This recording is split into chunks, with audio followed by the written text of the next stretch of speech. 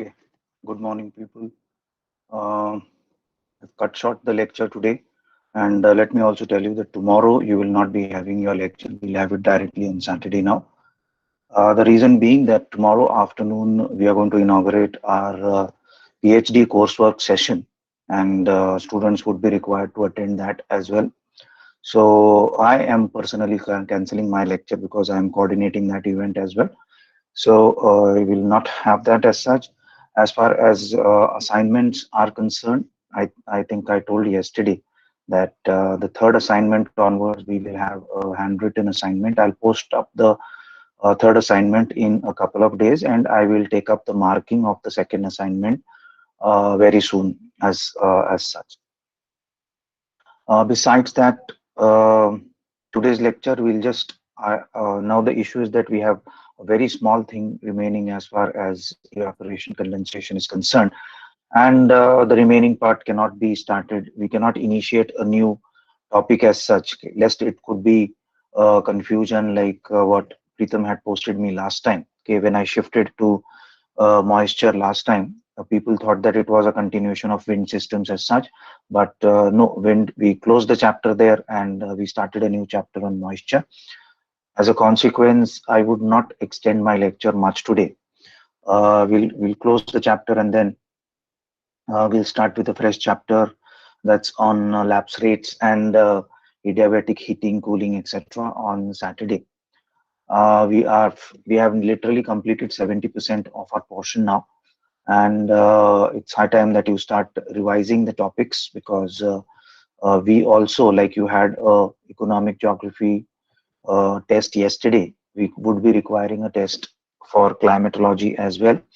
um, I will see how it is to be done because I'm going to be a bit busy, but anyway, those are things that I would be managing at my level, and that's why I will be, as I said, we would be just revising another important aspect, rather the same important aspect, that's humidity. I keep on repeating this basically because this is not just a question of humidity. This is not the question of water vapor. It's basically a condensed form of, rather, it's a vaporized form of water. And in fact, how do we relate to the importance of this particular topic is the fact that, uh, yes, this water as a substance is used by nature to transfer so many things. It's basically it's on which temperature is dependent. It's on which in the physics sense of it, the temperature, the pressure, and of course transformation of energy from one part of the planet to the other at a global scale, at a seasonal scale, at a local scale. All of this happens through water vapor as such. And as you can see on your screens, that the variation is from 0.1% to 4%. You'll see that not even carbon dioxide, which is called as a greenhouse gas, ranges in so much proportions as such. Okay, this is a huge percentage. Okay, from 0.1%, you'll see from 1% to 4% is a rise of 4 times. You can just imagine from 0.1%, it is now mathematically it is a rise of 40 times. Okay, so and you'll see that one part of the world you're going to have huge amount of rainfalls, other part of the world you don't have rain falling, or you have deserts as such. Okay, this brings up so many interesting things about water vapor in the air. So and that necessitates understanding what is the role of water vapor in this whole process of meteorology.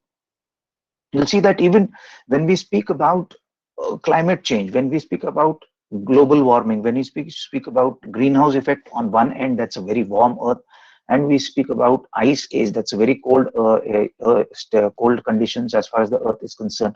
Both these extremes are dependent on what? It is dependent on water vapor. And that's why knowing the basics of water vapor, though you'll see that normally you will not see people going into the details of water vapor that much, but I personally feel that water vapor is absolutely important, and and that's why I've taken it up as, I think it's the third time that we are revising it today as such, and of course this is going to be the last time as such. Okay, we said that the expressing water is taken up in 3 particular ways as such.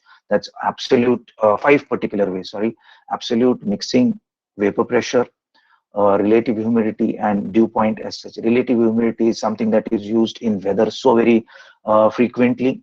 you'll see that specific humidity is also called as mixing ratio. I came to learn about this yesterday itself. In fact, I had read it earlier, but then I had forgotten it. Mixing ratio is also called as specific humidity. If you go to Savindra Singh, he uses more of specific humidity rather than mixing ratio as such. So it's very important that we understand the various terminologies that are used to express water vapor as a content as such, and the common synonyms that are used की ज्याला आपण समानार्थी शब्द म्हणतो ते सुद्धा आपल्याला माहिती हवेत, नाहीतर आपलं उगाच कन्फ्युजन होतं की हे तर 5 सरांनी सांगितले, मग स्पेसिफिक ह्युमिडिटी म्हणजे नेमकं काय आहे, and so on and so fourth. So thus the importance as far as this whole issue about water vapor is concerned. And we have already seen that absolute humidity and mixing ratio are it's the amount of water vapor in a specific amount of air as such.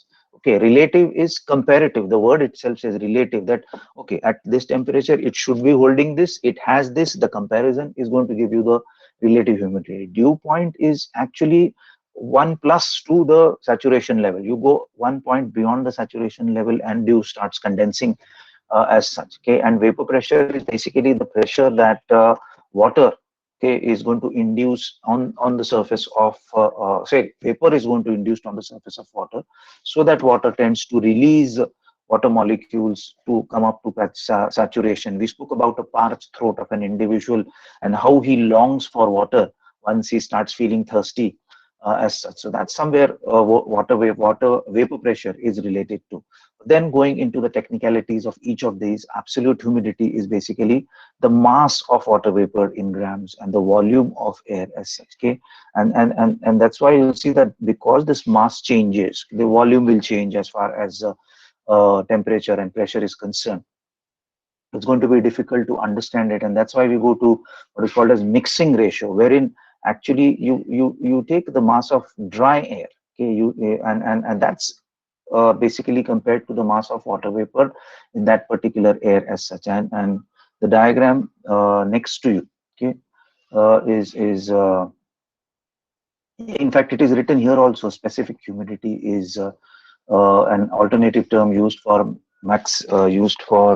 where did I keep my this specific humidity is we use it as mixing ratio as such. Once again, just to compare diagram number 1, which is absolute humidity, and this is specific humidity as such, or is it the other way? I would just give me, because I was a bit pressed for time today. The size is 1 cubic meters. It goes up to 2 cubic meters.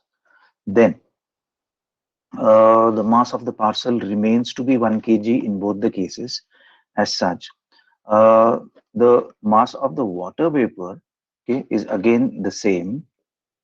What changes is absolute humidity in this case and relative absolute humidity in this case as such. Mixing ratio remains the same, whatever the case. Okay, so volume does not impress mixing ratio as such, but you'll see that absolute humidity goes to half when the volume increases as such. So, and that's why you'll see that absolute humidity is not generally taken up as consideration, but mixing is used very normally as such. And then we spoke about vapor pressure yesterday in detail, that we take dry air, and as I said, dry air is something that does not have water vapor, but naturally air needs to have some amount of water vapor in it. And when you're going to place dry air above this water as such, you'll see that some water molecules are going to leave from the surface layer of the water into the dry air as such. And you'll see that as water molecules start evaporating into water vapor and the air starts getting moisture, and once it gets moisture it will condense. But before that, you'll see that as the molecules of water start gathering in the air, okay, you'll see that the vapor pressure gauge is going to show that yes, the weight of the air is increasing as such. Okay, then you'll see that slowly it will come to a saturated level, that at 20 degrees the amount of water vapor required in any amount of air, okay, will be evaporated from this, and any further evaporation due to pressure on this will lead to condensation and return of this as such. Okay, but in the meanwhile, again, you'll see that at saturation level, the gauge has reached a particular point as such. Now, obviously, the gauge will not go beyond this unless and until you are going to add heat externally to this, and from in the process of external heating, the temperature will go up from 20 to 30. As a consequence, now this air of 30 degrees will require more water vapor molecules or water molecules into it. So further evaporation, thus you'll see a higher amount of water vapor will now be saturated, required to saturate this air at 30 degrees centigrade as such. And in this whole process, at a higher temperature, the vapor pressure is more, which can be seen as far as the vapor gauge here is concerned as such. So vapor pressure makes an important, or rather plays an important role as far as humidity is concerned as such. And then the most important thing which the common man understands, and that is basically the relative humidity as such. Okay, it's before that, of course, we need to understand the amount of mixing ratio at various temperatures. We spoke about this in detail as such, and at lower temperatures you will see that the range is not much. It starts increasing here, and though the proportions are here, it does not double up at every 10 degrees as such. Okay, so from 3.5, we said yesterday that at 10 degrees it goes double, from 10 to 20 it goes double as such, from 20 to 40, okay, sorry, from 20 to 30 it should go to 28, it falls a bit short, but then even this amount in volume is more. Okay, in volume is more, and from 30 to 40, from 26 it should go to 26 and a half, it should go to 54. However, you'll see that it is at 47.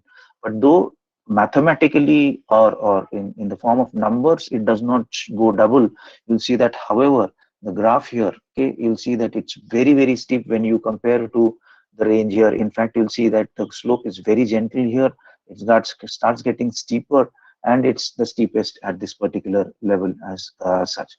Okay, so at different temperatures, the amount of mixing ratio is going to be different, and that is going to bring us to what is called as relative humidity as such, wherein the conditions are that the temperatures are kept at 25 degrees, but then what happens is at 20 degrees, we said in the earlier diagram that at 20 degrees you need to have 14 grams per kg as mixing ratio as such. Okay, and in this whole process, what actually is happening is that in the first case you have 5 grams of water vapor in 1 kg of air. Here you have 20 grams in 1 kg, 10 grams in 1 kg of air, and here you have 20 grams in 1 kg of air as such. Okay, now in this whole process, okay, what we need to understand is that the saturation ratio is 20, the water vapor is 5, so 5 out of 20.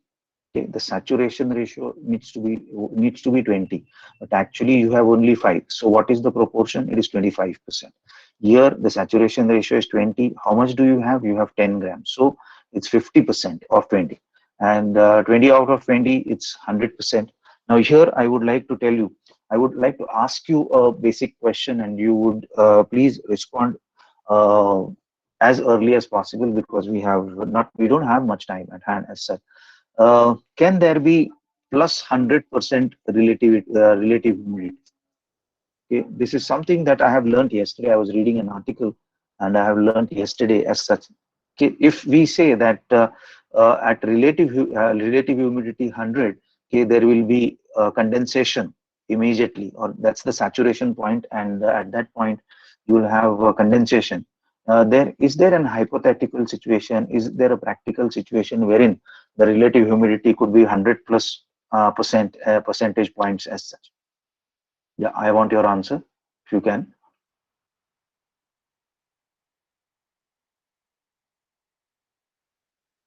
If you can answer. Okay, I assume that you would not be in a position to answer.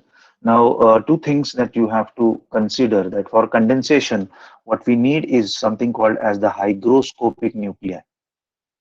हे आपण आधी सुद्धा केलेलं आहे. When we spoke about composition of the atmosphere, we said that dust particles are hygroscopic nuclei as such. Now there are hygroscopic nuclei and there are non-hygroscopic nuclei as such. Hygro is basically related to water. So there are some substances like they can catch moisture, and that's why it's called as hygroscopic nuclei as such. And in such cases, आपण तुम्ही पापड पाहिला असेल की तुम्ही पावसाळ्यामध्ये पापड किंवा कुरडया, पापड by the way इंग्लिशमध्ये त्याला क्रॅकर म्हणतात बरं का. मी हे का सांगतोय कारण बराच वेळ मला सुद्धा काल कळलं नाही. मी जेव्हा वाचत होतो cracker cracker cracker, then I realise की मी एकदा जेव्हा युरोपला गेलो होतो आणि आम्हाला पापड पाहिजे होते, तर फार गंमतशीर कंडिशन झाली होती की माझी मिसेस म्हणत होती आपल्याला पापड मिळेल का, and we were asking for papad and they were not able to understand. Actually chef came out, तुम्हाला काय पाहिजे नेमकं, आणि मग आम्ही त्याला एक्सप्लेन करून सांगितलं. त्यांनी त्या वेटरला सांगितलं की दे नीड क्रॅकर्स, आणि मग त्यांनी ते आम्हाला फ्रायम्स, पापड तर तिथे नव्हताच, त्यांनी आम्हाला ते फ्रायम्स टाईप आणून दिलं होतं. So crackers is the English word used for something that cracks up when you eat. मग ते कुरडई असू दे, पापड असू दे, किंवा तुमचे आजकालचे ते सगळे मिळतात ना, फ्रायम्स असू दे, किंवा काय ते एक ऍड असते, ते लांब लांब स्टिक्स असतात, they crack that in your mouth as such. Anyway, so you'll see that such substance which naturally tend to absorb water vapor are going to be called as hygroscopic nuclei as such. And in such conditions, you don't have to go to 100% relative humidity, and that's why anytime you'll see that anytime the relative humidity crosses 89%, you can expect rainfall in a form of condensation. You don't have to wait to 100% as such. But मी तेव्हा सुद्धा सांगितलं होतं की if you don't have hygroscopic nuclei, it would be very difficult for rain to fall as such. But you'll see that it is not extremely or impossible as such. Even if you remove all the hygroscopic nuclei, okay, that's the dust particles and other hygroscopic nuclei, and what you are left with is non-hygroscopic particles as such.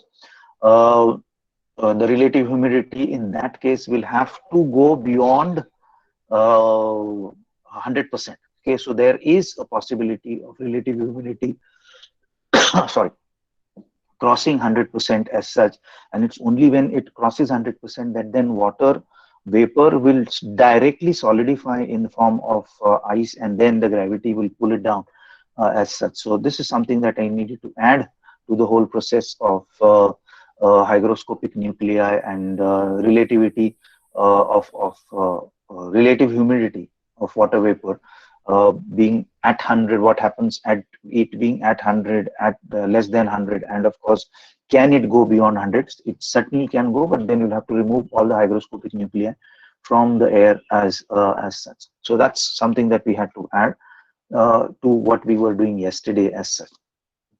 Relative humidity is basically adding or subtracting of moisture, and saturation is a function of air temperature. That's what we have to do now. Okay, you'll see that yesterday, this was the last thing. You'll see that there are three major ways in which temperatures change. Daily range of temperature, I spoke about this in detail.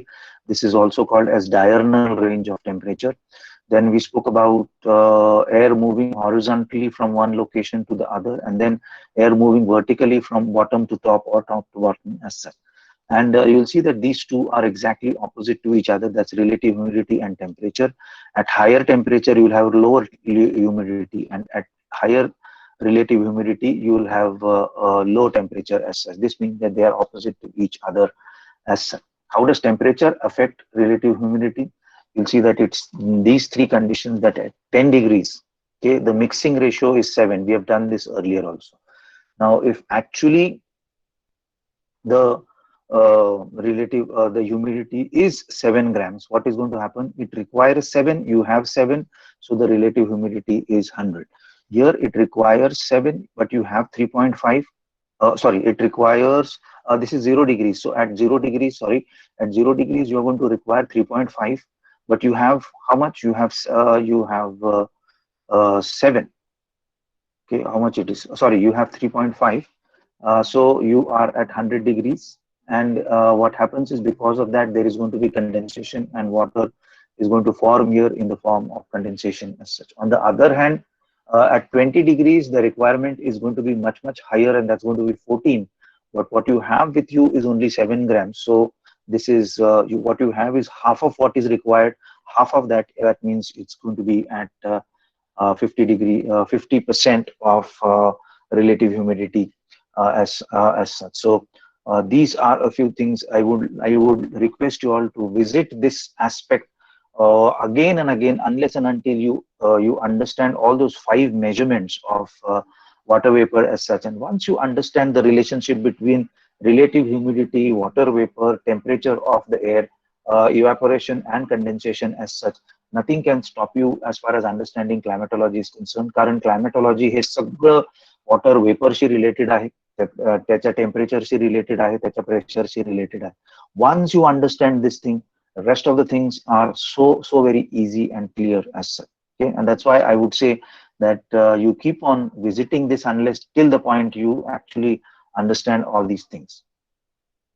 Okay, dew point is basically it's simply dew point is the temperature at which air needs to be cooled down to reach saturation as such. In nature, cooling below dew point causes condensation. Okay, so you'll see that these drops that you can see here on the surface of this glass is basically because of it being at dew point.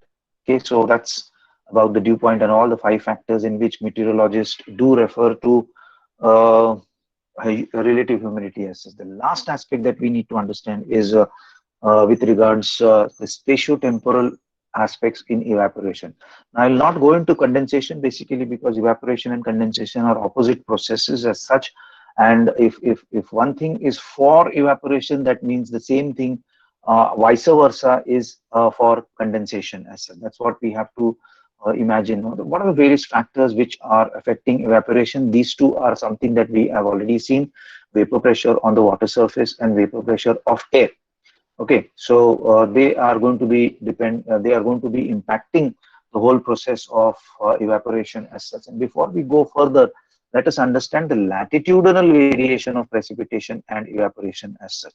Okay, you'll see that this is the equator, this is the North Pole, and you'll see here you're going to have the South Pole as such. And what they have done is that this is of course the low pressure area. This is of course going to be the high pressure area here. Okay, and then you're going to have low pressure somewhere and so on and so forth. Okay, you'll see that in this area between in the tropics, you could say that the evaporation is going to be more than the precipitation curve as such, and that's why you'll see that not only is the rainfall more, you'll see that the humidity is going to be more here because you will have comparatively higher level of moisture or water vapor always there in these regions as such. On the other hand, you'll see that as far as doldrums are concerned, okay, they don't hold on. Okay, they don't hold on this, and that's why you'll see that the evaporation is going to be comparatively less. It's higher, but then it's comparatively less, particularly as compared to the curve of precipitation. So along this, the thermal equator, I would say, not exactly. या picture साठी त्यांनी they have fixed the thermal equator at 0 degrees, but we all know that it's dynamic and it keeps shifting as per seasons of the respective hemispheres as such. In obviously you'll see that in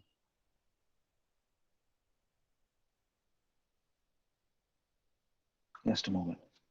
Yeah, what happens is in what was I going to say? Yeah. During the convectional this you'll see that all the air is going to go up along with the moisture, and it's going to deposit a high amount of rain here. So precipitation is more here. Here evaporation is more. Okay, precipitation is there, but it's low. And then again you'll see that towards the this point is where actually the low pressure of the higher mid latitudes or rather polar latitudes is going to be. You'll see that it coincides nearly with 60 degrees as such, so the rainfall is going to be higher as such. Evaporation is significantly low in the higher latitudes. That is how you understand it. Another important thing is while you'll see that the evaporation curve is goes to 0 only at 90 degrees here. Here the evaporation goes to zero nearly at 75 degrees itself. That's basically meaning that all this is perpetual snow, or you can call permanently frozen, which is abbreviated as permafrost. Here is where Antarctica is. So you'll see that as far as evaporation curve is concerned, there hardly is any evaporation, but it adds on precipitation in the form of snow. And that's why you have piles and piles of ice as far as these areas are concerned. Again, you'll have piles and piles of ice basically because in the higher latitudes of the northern hemisphere also. But then you'll see that the curve is going to be there, and the say the parallax between the curve here, the evaporation curve and the precipitation curve here, and the evaporation curve here and the precipitation curve in the southern hemisphere is much different as such. Another thing that you can see is that this is much symmetrical as compared to the symmetry of this bubble here as such, again because of the fact that you have more land in the northern hemisphere and more water in the southern hemisphere actually balances out a lot of exchange of energy in the southern hemisphere, so to say as such.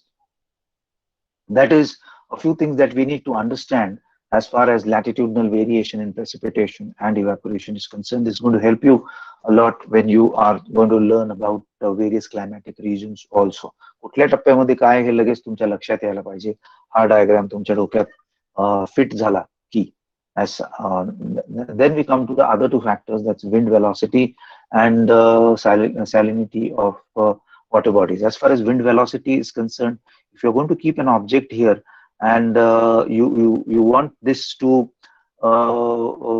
dry, okay, you want this to dry as such. Now this will dry, and what is going to happen, that the vapor from here is going to vaporize. Okay, for that we know that there needs to be vapor pressure on this. Okay, vapor pressure on the surface of this as such. Now in this process, if the same amount of air is surrounding this, if the same amount of air is surrounding this thing which is supposed to be drying as such, there is going to be a saturation level. Because there is going to be a saturation level, you will have to wait for the temperature of this to rise further so that it will absorb the moisture from this. येतंय लक्षात? Okay, परत एकदा तुम्हाला draw करून दाखवतो की नेमकं काय होणार आहे. And why is wind important? As I said, this is the surface. You have kept an object to dry here. It has moisture in this. Okay, then you'll have a layer of air around this, hypothetical layer of air, which is at a higher temperature than this. So obviously there is going to be pressure on this. Okay, this is going to be drier also as compared to this. समजा एक कापड आहे, तुम्ही वाळत टाकले, sponge आहे, तो वाळत ठेवलेला आहे तुम्ही. So what is going to happen is this sponge is going to lose vapor slowly, very slowly. Initially it will be fast, but then as it approaches saturation, what is going to happen, the speed is going to go down, and unless and until the temperature of this is going to get higher, okay, the melting is going to be the vaporization is going to be very low. Okay, so that's why you will see that रात्री कपडे थोडे हळू वाळतात किंवा थोडे निवांत वाळतात, दिवसा मात्र कपडे fast वाळतात. Secondly, in summer the clothes will going to dry faster as compared to winter, and particularly when you compare that with rainy season. In the rainy season, Ritam will agree to me that in Kolkata particularly, where the humidity is supposed to be higher, the clothes don't dry up in fact at a very fast speed. They are otherwise as such. Now in this situation, if you bring in wind, okay, if you bring in wind as such, what is going to happen? It is going to replace this packet of air with a new packet of air. Okay, with a new packet of air, and that is why when the wind is blowing, like in here, you'll see that, okay, the arrows are more, so we say that the wind is blowing. The rate of drying is going to be higher as compared to the rate of drying in number 2 as such. That is what actually happens. You have the substance, you have the air around it. That air, once the air around it gets saturated, it will take time to dry. But you'll see that if that packet of air is moved ahead by the wind as such, and a new packet of air replaces the substance to be drying as such, okay, you'll see that it is going to be faster. And that is why you'll see that many a times when you, I don't know whether you have done this, but you'll see that particularly in summer when you are sweating a lot, you're perspiring a lot as such, you actually say use a handkerchief and you wipe it off as such. Or else you'll see that I've come across these people who have this habit of washing their face as such very regularly. Wherever they go, they'll see water, they'll wash their face, and then they'll pull out their handkerchief and they will wipe off all the water as such. And what do they do after that? You'll see that they don't fold it and keep it as such. If you fold it and keep it, it will come up with that particular stink basically because of the bacteria there as such. You'll see that these people they will either shake the handkerchief, or if they are driving immediately after that, you'll see that they will hold the that piece of cloth so that while the car moves and the wind strikes the car, you'll see that it will dry off the surface. And in fact, these cloths, these handkerchiefs dry faster when you are actually holding them out of a wind as such. So wind has a very positive effect as far as evaporation is concerned. Evaporation will pick up with wind velocity, and in fact, with the drop of wind velocity, the evaporation will fall as such. Then come to salinity of water bodies. Frankly speaking, I have been searching for the impact of evaporation or the correlation between salinity and evaporation through various books. I've searched on websites as well, but unfortunately, I've not been able to find much material as such. But the only thing I can tell you is uh, when you mix salt in water as such, the freezing point will drop. Normally, you'll see that when you come up with ice creams as such, okay, when you make those ice creams at your place, what actually happens is that you put ice cubes along with salt as such. So salt and ice cube, you'll see that it brings down the freezing temperature below 0 degrees as such, and that's why you can freeze up ice cream or you can make ice cream in the ice cream can which is in that as such. आता मला माहित नाही तुमच्यापैकी किती लोकांनी ते घरी आणून आईस्क्रीमचा डब्बा घरी आणून ते गरगर गरगर गरगर फिरवायचं आणि त्याचं आईस्क्रीम बनवायचं हे केलं. आम्ही लहान असताना आम्ही ते भाड्याने मिळायचं. आम्ही फार ते इंटरेस्टिंग इव्हेंट असायचा एक, की मध्ये तुम्ही ते बासुंदी सारखं काहीतरी मिक्सिंग करायचं, त्याच्यामध्ये टाकायचं. त्या भांड अल्युमिनियमचं असायचं, बाहेरून लाकूड असायचं, आणि मग दोन्हीच्या मध्ये भरपूर मीठ टाकायचं आणि हे टाकायचं, बर्फ टाकायचा, आणि त्याला एक हँडल असायचं. ते हँडल फिरवलं की ते आतली चक्री फिरायची, ते आतलं भांड फिरायचं आणि हळूहळू आईस्क्रीम तयार व्हायचं. आणि मला आठवतं आम्ही ते सारखं उघडून बघायचो, झालं का आईस्क्रीम, झालं का आईस्क्रीम. आणि घरचे थोडेसे रागवायचे की काय चाललंय हे, because they knew the science behind it, that once you open the lid of that, what is going to happen is it's going to let out that much amount of temperature, or there's going to be a mixing of temperature, and you would be require more time for the formation of ice cream as such. Okay, so that's that, and as I said, condensation is just opposite to that. I'm hurrying up basically because I have my first lecture of my FYBA class in the second semester today, and that is why I am a bit hurried to go back there as such. And of course, I have other preparations to make for tomorrow as well. So I'm cutting short my lecture today as such. If you have any queries for today, please let me know by the time I just call out I'll just check your attendance as such. Aishwarya Limaye, Ajay Shinde, Akshay Shilke, Akash Shilke, sorry, Asauri Kale, Asauri Kale problem solve झाला का नाही माहित नाही. प्राजक्ता जाधव, प्रतीक कोकडे, प्रतीक्षा पोमण, प्रीतम घोष, रेवती शिंदे, रोहित गायकवाड, श्रेया चव्हाण, शुभम सातव, सुनील राठोड, तुषार कोथुळे, उषा वसावे आणि Vandita Bhamre. Thank you very much for being there for the lecture. I'll stop the recording right away.